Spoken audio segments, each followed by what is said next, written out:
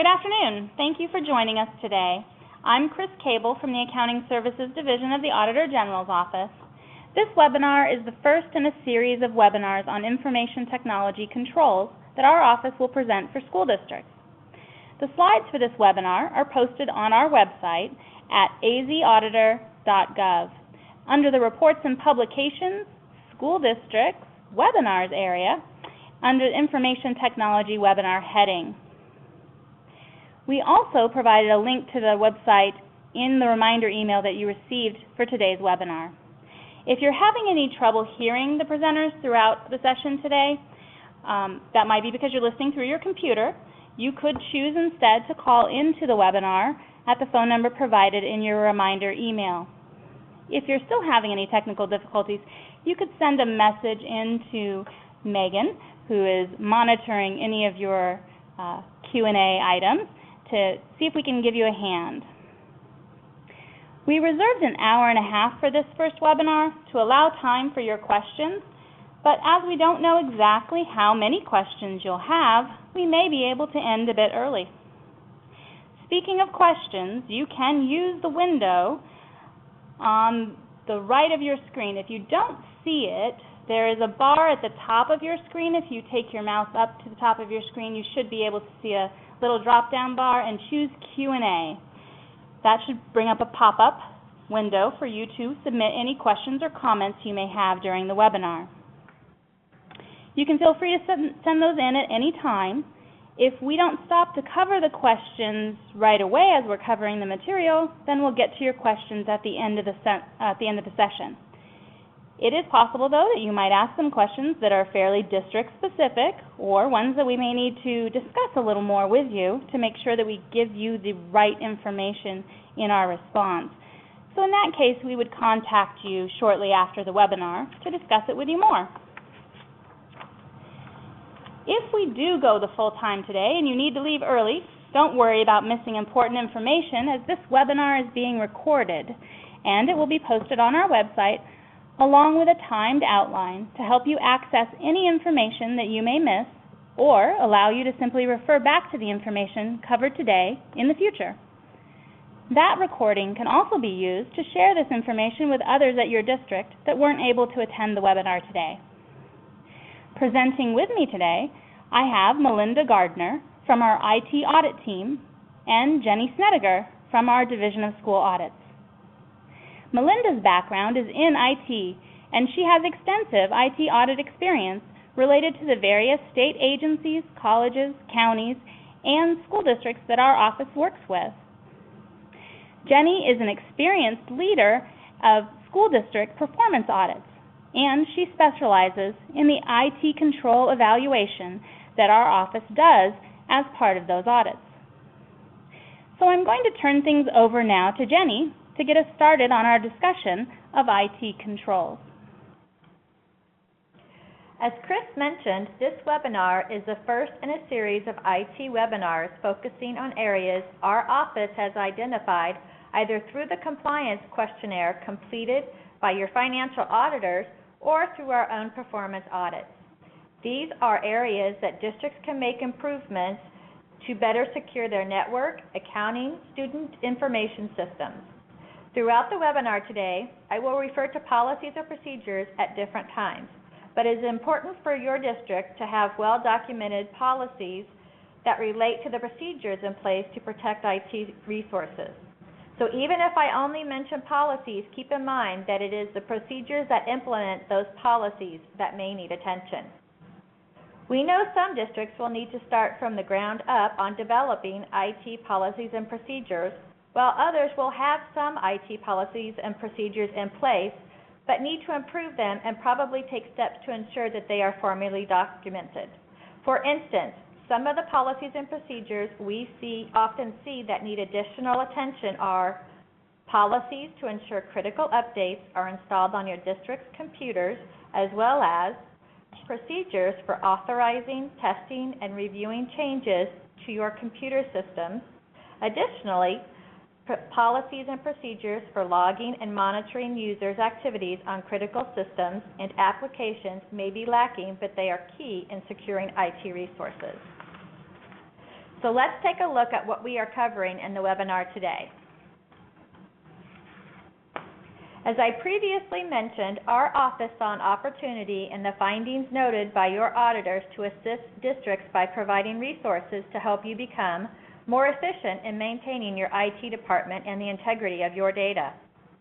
As this is our first IT control webinar, today we will discuss what IT controls are and why they are important, what resources are available for districts to help them develop IT policies and procedures based on standards and best practices, and some general IT controls including protecting system data, training employees, and performing self-assessments.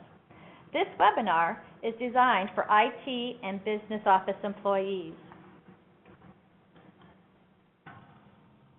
Before we can get into the types of IT controls we are covering today, I want to make sure we are all on the same page for the terms that we will use throughout the webinar. Although many districts will have similar employee positions that are involved in the development and implementation of their information technology systems, we know that those employees may not always have the same title. Some districts may have a director of IT operations, while other districts may have a less formal IT coordinator. So these definitions will help clarify who we mean as we discuss the people and departments involved in establishing and implementing IT controls. For IT, we are referring to information technology department personnel that are generally led by a director, who is the ultimate authority within their department. IT personnel should be responsible for setting and controlling user access rights within a system. Many people refer to them as system administrators. To maintain the integrity of your operations, these system administrators should not be end users on the systems they control. However, they should have the ability to assign system access for users based on guidance from the applicable system manager. When we say system manager, we are referring generally to the highest supervisory level user of a system that determines user access for all users of the system. For example, a business manager could be the system manager for the accounting system.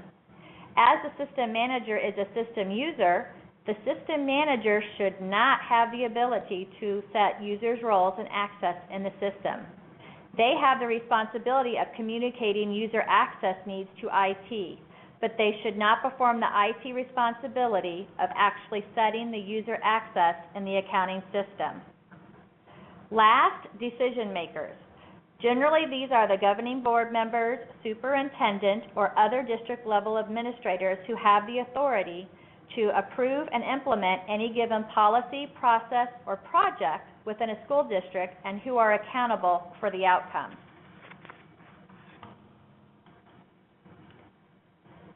Now that we are all on the same page with those terms, let's start looking at what IT controls are. What do we mean by IT controls? They are defined measures taken to minimize risk and ensure business objectives are being met. They help protect against loss of data and hardware, unauthorized access, and even theft or fraud. IT controls can be confusing. There isn't a magical compliance checklist. There are many IT standards and practices to choose from, and some IT controls are dependent on each other, but some other controls are more standalone. There are also different ways to implement the IT controls that you determine are best suited to your district.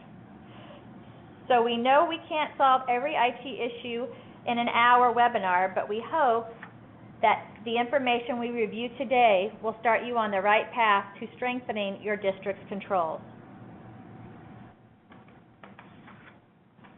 You may be wondering, why are IT controls important? IT controls help you ensure your district is providing the most accurate and reliable data it possibly can through securing your data, and assisting you in preventing or detecting technology-related issues that could threaten the integrity of your data. Your district is holding more electronic data than ever before, and many laws have been put into place to protect the privacy of your employees' payroll and personal data, and your students' grades, health, and personal records. When you had paper records for everything, you had locking filing cabinets and locks on your office doors to keep those records secure. Now, you need more sophisticated ways to protect your data that can't just be locked behind a door or inside a cabinet anymore. Without proper IT controls, the risk of theft, fraud, and loss of data or unauthorized access increases significantly. Take, for example, Maricopa County Community College has spent about $17 million to recover from a recent breach of its data. Those costs aren't the end of the story for Maricopa County Community College because they are still facing a class action lawsuit related to the breach, so their costs will likely continue to rise. And we are still hearing about the Target data breach in the news, and it is estimated to cost well over $1 billion for Target. And unfortunately, these won't be the last stories we hear. Heartbleed and other issues out there still have unknown victims, so it's just a matter of what we haven't discovered yet. Could these data breaches have been prevented if proper IT controls had been in place? Maybe. Wouldn't you rather spend your time and money developing and implementing strong IT policies and procedures rather than spend it answering questions from the public and cleaning up the mess that a data breach leaves behind?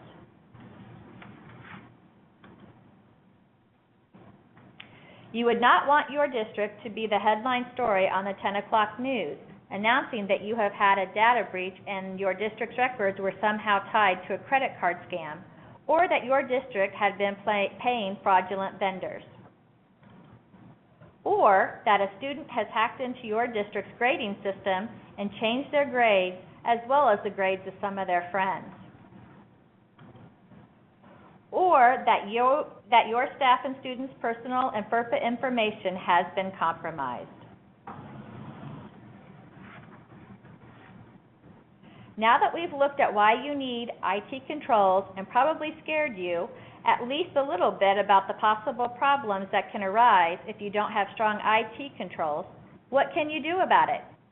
You can start by looking at your district and determining what IT systems you have and review the controls you already have in place for those systems. Do your controls address how users are expected to use, manage, and monitor your financial systems, including your normal accounting and food service systems? What about your student record systems and capital asset systems? Do you have any homegrown systems? This would include any electronic forms or spreadsheets that your district relies on to operate.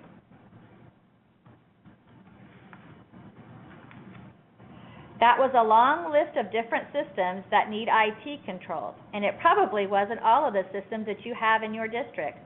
So, who is responsible for ensuring IT controls are in place?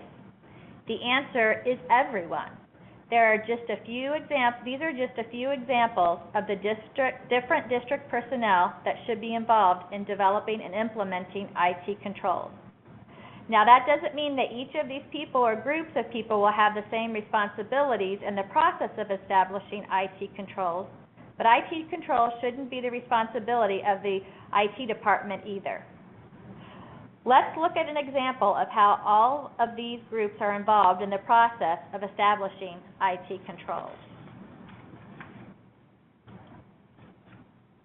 In most cases, decisions such as who should have what level of access in the accounting system and who should have access to systems and data from home needs to be decided and communicated by district management, business managers, or system owners, etc., to enable IT staff to create and document controls and policies, as well as when to add a new user. IT needs information from other personnel in the district, and IT needs authorization from decision makers and directors of areas like the business office to make changes in systems or access. When a new employee is hired, IT needs information from others on what access that employee needs and when. That information needs to come from HR and the department head that the new employee will report to, or another district administrator that is authorized to make those decisions. Likewise, when system controls are established, IT needs input from others on what data and processes need controls, and vice versa for those making the call on what data and processes to protect need information from IT on what the system can do to protect them. This only works when all groups work together and realize that IT controls are truly everyone's responsibility. As you begin developing or evaluating your IT policies and procedures, ask yourself, what policies do we have? And what policies should we have? For example, do we have a policy on the appropriate use of internet and email systems, information systems, or data? If not, what systems and data do we need that policy to cover? Do we have a policy on accessing systems and data remotely? Do we allow remote access, and if so, what needs to be covered in our remote access policy? Or do we have a policy on password requirements for our staff? What system passwords do our employees have, and what kind of security do those systems need? Also, when thinking about the policies you need to have in place, keep this question in mind. If your main IT person were to leave your district today, do you have formal written policies and procedures in place that would enable someone to step in and successfully perform their job duties and know what is expected of them? That's a tall order, but it's one that we should all be mindful of because people come and go for a variety of reasons. So there's no guarantee that your IT expert today will be there to make things work for the district tomorrow. In order to help determine the type of policies your district should have, you should create a process for evaluating your current policies and rules, assessing IT standards and best practices. Once you have evaluated your current policies and reviewed IT standards and best practices, you can compare your policies and rules to the standards and identify any deviation or gaps that you may have. Then you can start to create new policies and procedures to fill in the gaps in order to strengthen your IT controls. We know that these 4 steps take a great deal of effort, but it is effort worth taking to ensure that your district's data and systems are secure and operating efficiently. Once you have developed the policies and procedures that your district needs, then you will need to determine how you are going to communicate the information to your employees. A wonderful set of IT policies and procedures that is compiled and then filed isn't any good to anyone. So while you don't have to get out your megaphone and read the policies to all of your employees, you do need to effectively communicate them to your employees. You also need to ensure that employees understand their role in keeping up your IT controls, and they need to understand how the controls will be monitored. After all, your policies and procedures are only as good as those implementing them. Will you make the policies and procedures available on your internal network for all of your employees to access and reference as needed? If not, how can you make it better available for your staff? What will you do to ensure that all employees have reviewed the appropriate policies and procedures related to their job function? You know, Jenny, that's a really important point. When we visit districts or when we answer questions that come up related to how they can do better in any of their internal control areas related to their finances, cash controls, expenditure processing, one of the first things we discuss is whatever changes might need to happen in their policies and procedures. But it's critical to follow through on those changes. When you've put all that time and effort into developing good policies and procedures and improving a process that was causing you problems, it's that follow through to ensure that everyone's on the same page, understands exactly what those policies and procedures are and why they're important, that really causes the district to see success in implementing that new change. That's a good point, Chris. Thank you. And then, how are you going to enforce the policies and procedures that you have created? I know I have mentioned IT standards and best practices a few times already in this session. Before we start discussing where you can find those best practices, We want to acknowledge that there is a great deal of information for you to consider utilizing in your assessment of your policies against IT standards and best practices. And we know that you will have to pick and choose what resources to use and what controls will be most cost beneficial for you to implement. These best practices and standards are products for you to consider and decide what is in your district's budget for technology. Just like any other part of your district's operations, we know there are options to consider and cost benefits to weigh in that process. With that said, I'm going to turn things over to Melinda to discuss where you can find information on IT standards and best practices. Thanks, Jenny.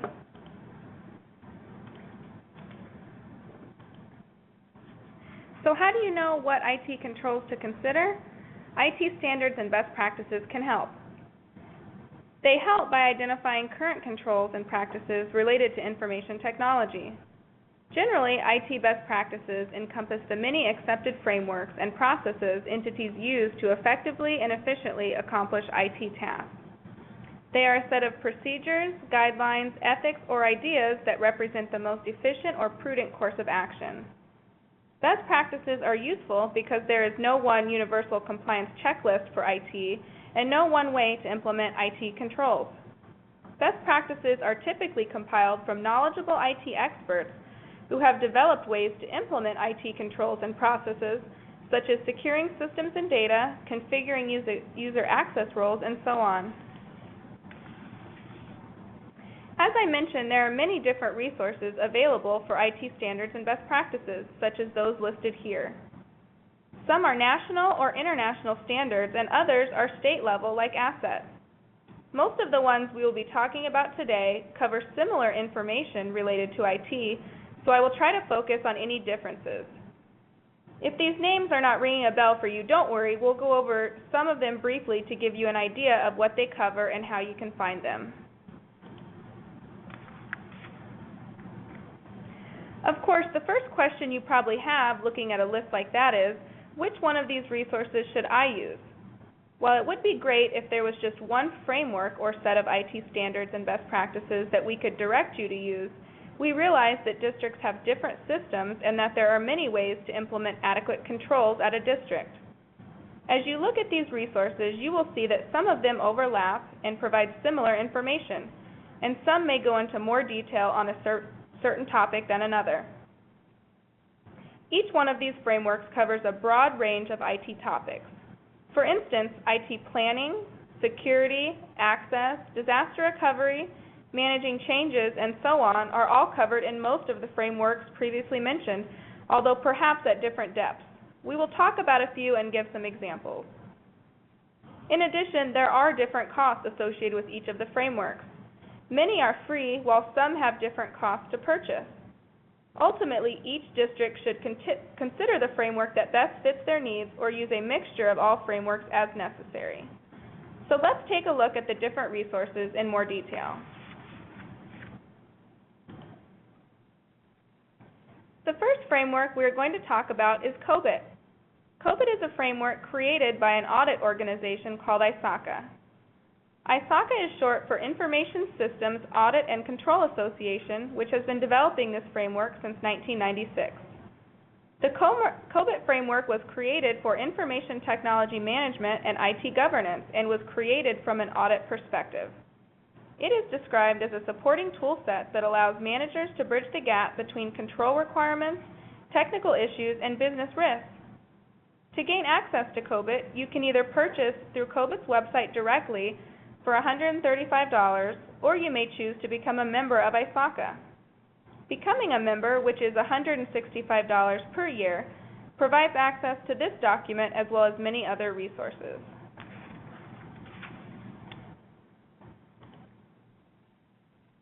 Another framework is the Information Technology Infrastructure Library, commonly known as ITIL. ITIL is a series of documents that are used to aid the implementation of a framework for IT service management. ITIL is published in a series of 5 core volumes, each of which covers an IT service management stage. ITIL is more costly than some frameworks we will talk about today. For all 5 publications, the cost is around $500. In addition, these publications are much larger and are structured more as implementation guides rather than just best practices or baselines. Many users of ITIL find it helpful to attend trainings and receive certifications to help facilitate the use and understanding of these large volumes, which could entail additional costs. To illustrate some of these documents, I have pulled a section from COBIT. COBIT breaks many IT process areas out into management practices based on area. This one talks about physical access to IT assets, such as a server room. The first paragraph above is the standard or management practice. This explains the general idea or practice that should be in place to achieve the desired control. Below this paragraph is a list of activities you should consider for each management practice. For instance, looking more closely at number 3, it states, log and monitor all entry points to its IT sites. Register all visitors, including contractors and vendors. It goes on to be more specific, such as number 5, which states that any visitors to the server room should be escorted at all times. If an unaccompanied, unfamiliar individual is not wearing any identification, security personnel should be alerted. And if you look at the last activity, number 7, it states that regular physical security awareness training should be conducted, which would train staff on the proper activities for physical access to IT areas and assets. This information is similar for all of the control areas covered, where the standard will be stated and supplemental information will be given to help guide users on how to implement those controls and what other activities should be done. So let's take a look at some additional standards, NIST and PhysCAM, which are both free. NIST is an agency within the U.S. Department of Commerce that creates federal standards. NIST has many standards. However, one publication in particular, 800-53, focuses on security and privacy controls for federal information systems. 800-53 is widely used as a best practice even outside of federal agencies. This framework goes into detail on many of the same control areas as the other standards. However, NIST is known for more detailed information related to security. This standard is required to be used for the entire federal government and has been recently updated as part of a project which includes experts from NIST, Department of Defense, and the Department of Homeland Security. There is no cost for NIST, and it is readily available on the internet at nist.gov. Also, as you can see in the slides, I have been adding links to the best practices as well.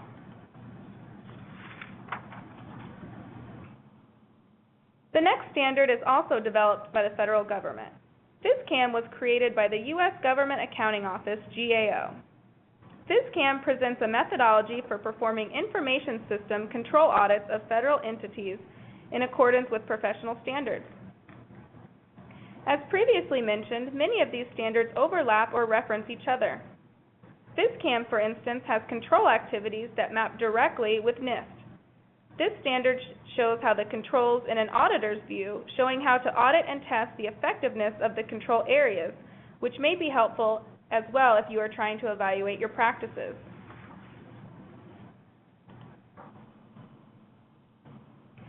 So here is another example, this time from NIST, which discusses the same physical access topic from the previous COVID example. As you can see, it presents similar information. However, it divides the topic differently and may have additional or more specific information depending on the topic area. So we have the control,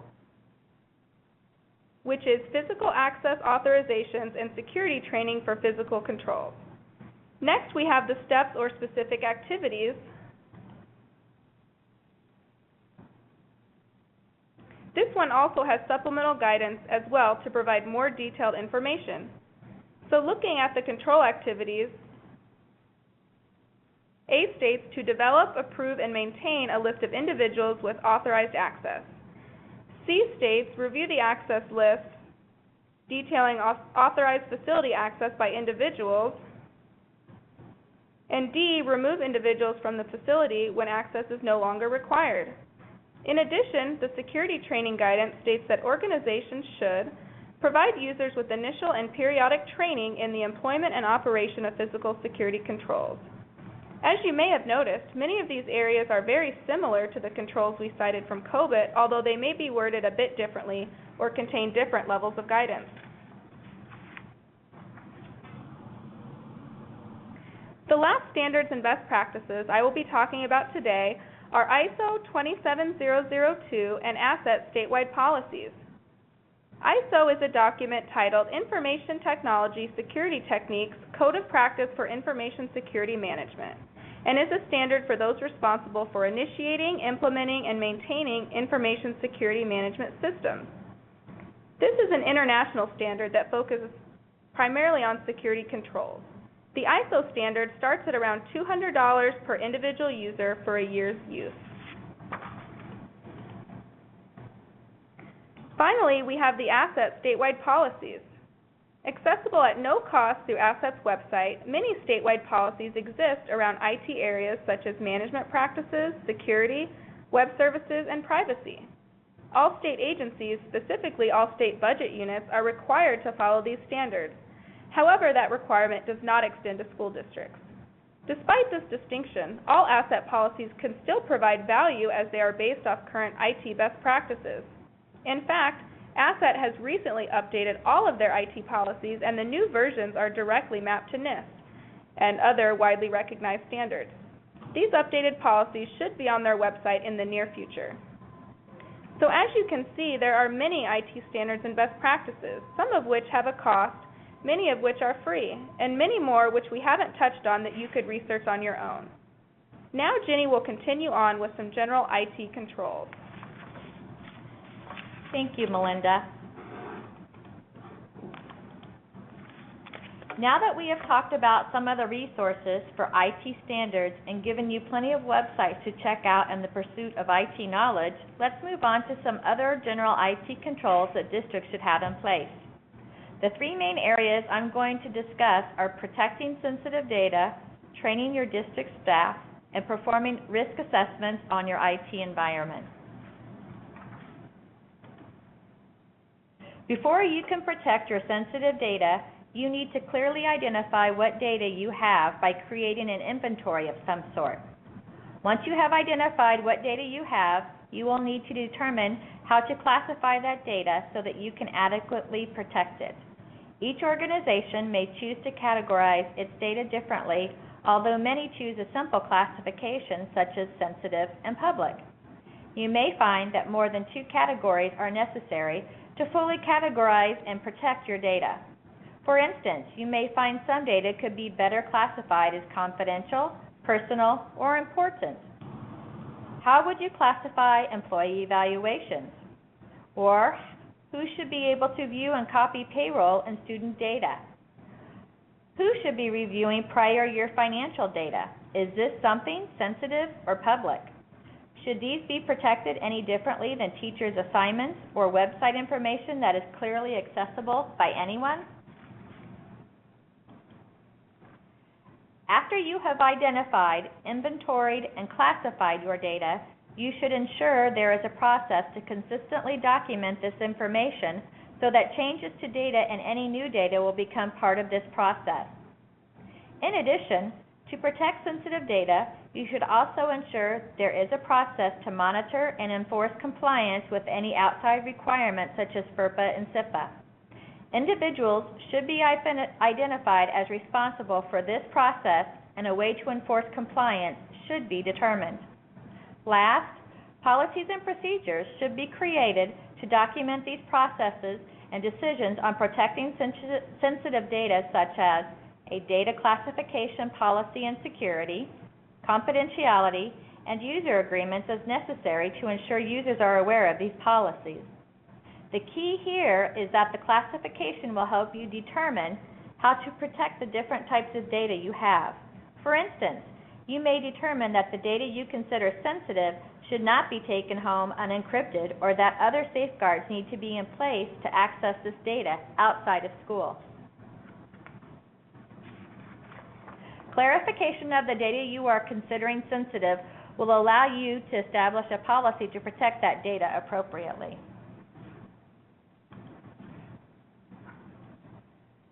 Without identifying and classifying your data, you may not think about or know the location of your sensitive data. As a result, you may not be protecting it appropriately.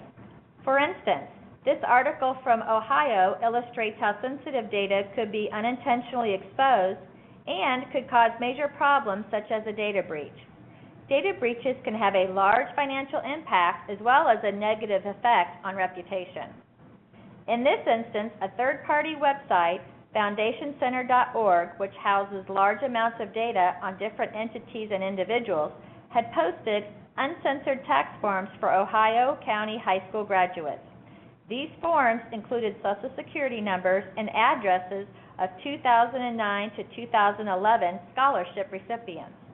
The breach was only found after a parent noticed this information. This is a classic example of a breach where an entity unknowingly makes sensitive information public. This breach could have been the result of the foundationcenter.org not identifying and classifying the types of data they maintained.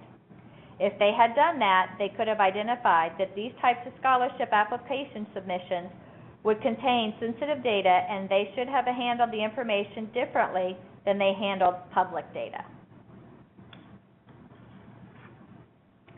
Let me move on to another important general IT control, which is training. An important concept we talked about earlier is communicating controls and policies to staff. An effective way to do this is through training. There are many training areas to consider. Some of them include training on current IT policies, security awareness training, and specific training for IT department employees. All staff should be trained on current IT policies and procedures to ensure they understand them and can find them when they need to refer to them in doing their job. Security awareness training should be developed for your district that covers current security controls and threats. This training should be required of all staff that use district computer resources. The training should be updated regularly and be provided periodically to employees. This isn't a case of train them once and expect them to remember the policies and procedures forever, especially when these security issues in IT change frequently and may not be something that an employee needs to think about every day. They may only have related issues come up a few times a year, so retaining the training is harder for those employees. It never really becomes like riding a bicycle. After all that, let's assume that you spend many hours riding your bicycle when you were younger, and that is why you never really forget how to do it. And of course, the bicycles haven't changed as much as computers have since we were kids either. The point is, periodic training to refresh everyone's understanding is a very good idea. The last IT control area we are going to talk about today is evaluating your environment and performing assessments on your environment, such as through a gap analysis and risk assessment. As we talked about earlier, the act of comparing best practices on IT policies and procedures to your current policies and procedures is a type of ongoing assessment, often called a gap analysis.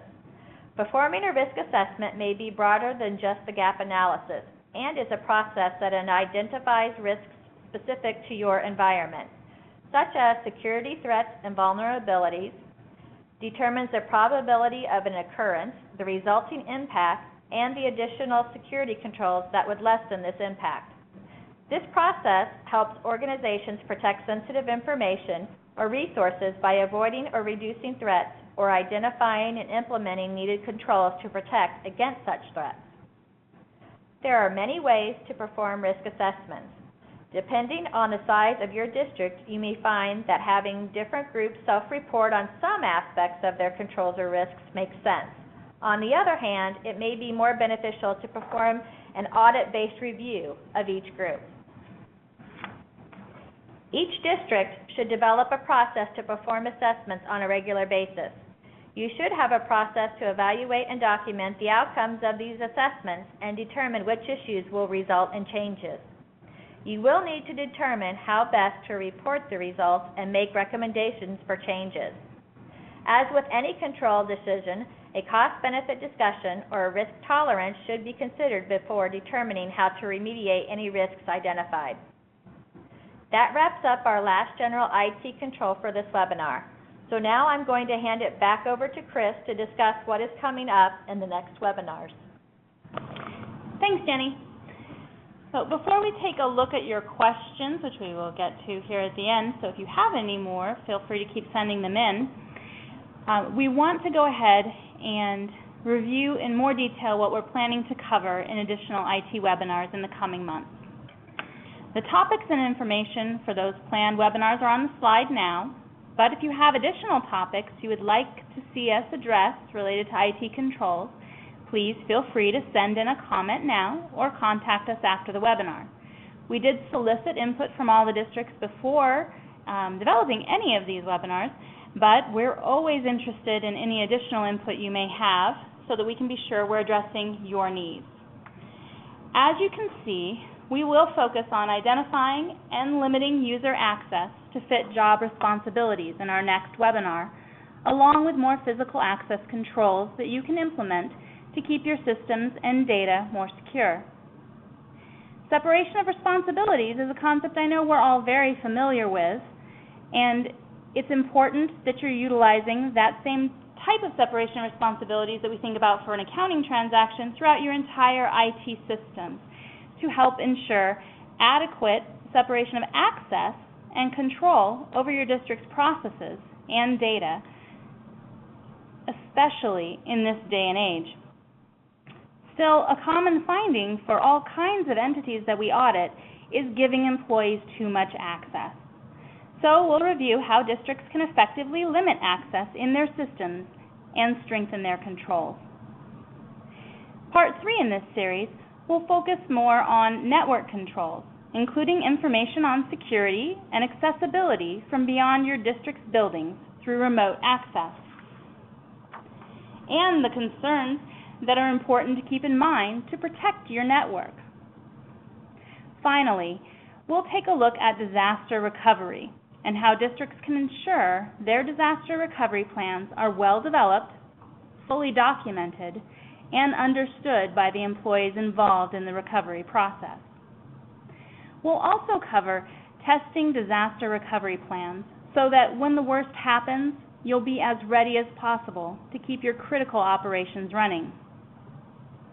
These webinars are designed to discuss IT issues in a way that's meaningful to business office personnel and even the non-techie system users, I'm afraid I'm one of those, as well as IT department personnel, more like Melinda and Jenny. So if you found yourself thinking, well, it's good to know this information, but it's not my job to make these things happen at my district, first, remember what Jenny told you earlier. IT controls are really everyone's responsibility.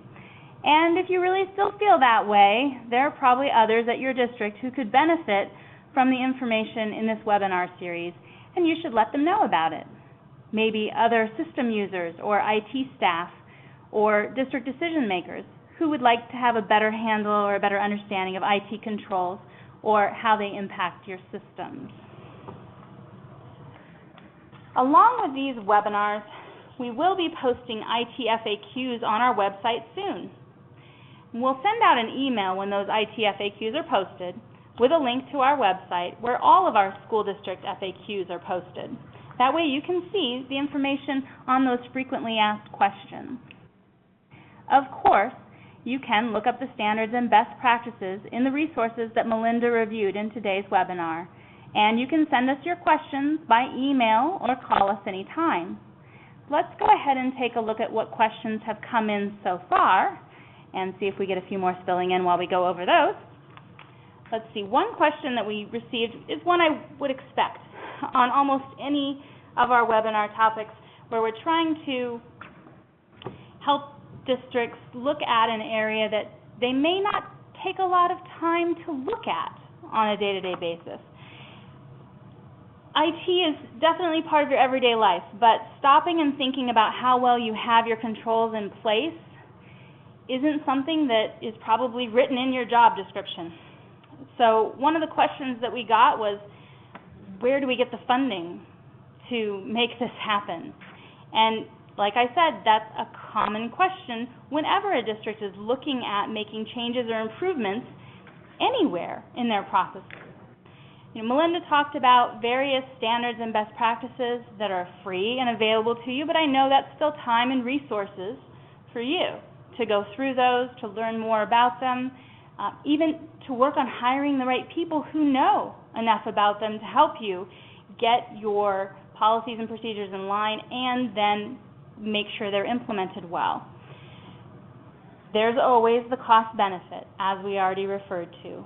You need to have a strong IT system.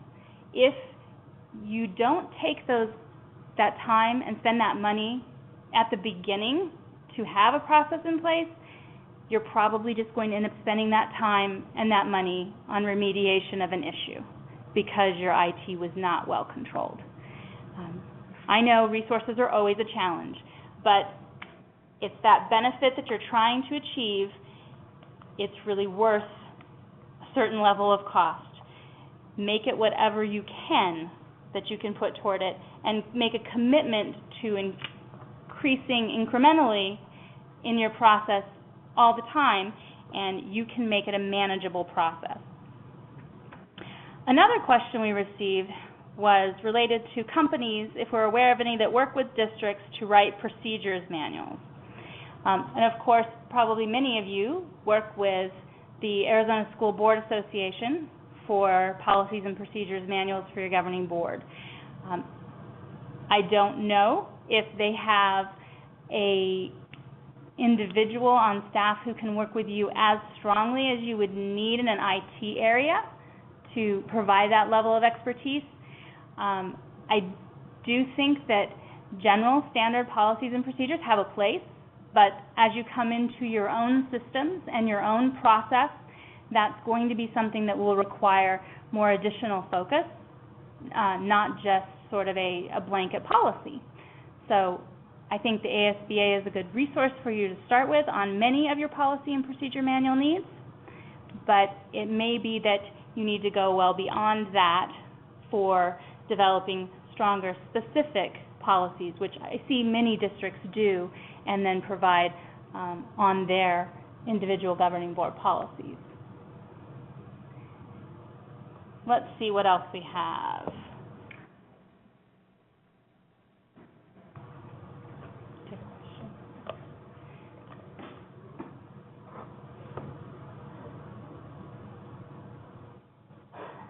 Sorry, we're scrolling up the screen to make sure we didn't miss anybody here.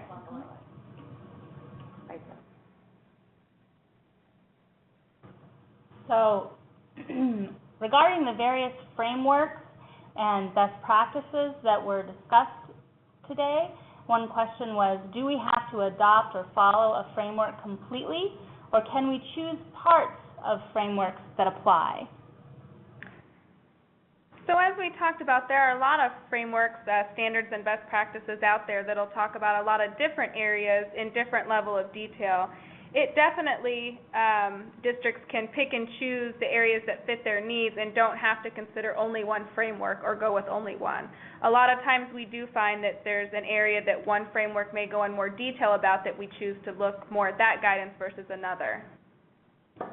Great, and I think that's really important to think about, because no one set of policies or procedures out there is going to be the magic fix. We know that.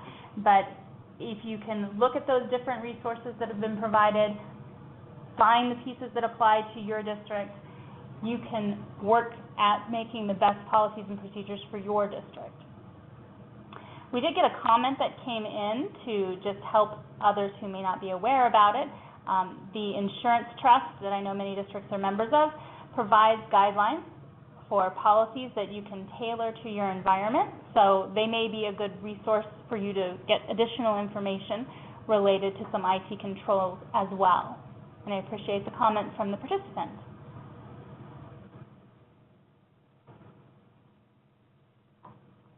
So one person was asking as well, can we get a better description of security awareness training? Melinda? So security awareness training is something that you'll probably have to evaluate on an ongoing basis to see what security awareness topics are relevant for your district, and those are probably always going to be changing based on the risks and security awareness issues out there. We The standards do say that annual training is usually suggested and that it continues to cover current topics that might be most relevant, as well as looking at additional security awareness training for specific users. So if there are users that you identify that have a heightened need for security awareness training based on their role or the information that is available to them, they suggest tailoring it based on their roles and needs. NIST, I believe, has some specific guidance, and I know that the asset policies, which will be on their website shortly, have a lot of more detailed information that could provide guidance on specific areas that are suggested, but I think those are going to be based on the current threats and things out there, which might be up to a little discretion based on the specifics of your district. Thanks, Melinda. There was a question about whether the links that were on the slides will be available offline. We did post a copy of the handout in a PDF format on the website, on our website at azauditor.gov, as I mentioned before, in the Reports and Publications area under School Districts and Webinars.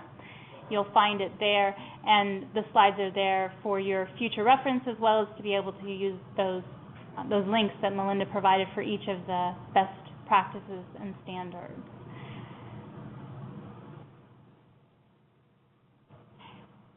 Otherwise, we've gotten several different comments in here that look like they're topics that they'd like us to cover in future webinars, and I appreciate that. Not exact questions, perhaps, but information to cover in the coming webinars, and we will definitely take all of those into consideration as we continue to develop the remaining webinars.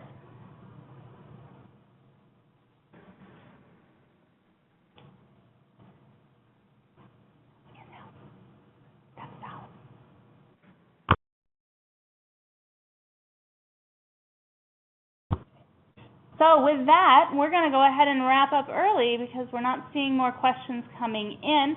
We do appreciate all of your participation. As you log out of the webinar today, you're going to receive a little survey that will ask you just a simple question about the helpfulness of the information today, and then provide you a place to provide us with more comments as far as any items you'd like to see in future webinars or any thoughts for improvement for our webinars at all.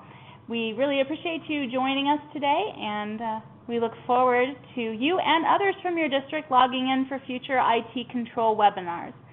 Have a great day.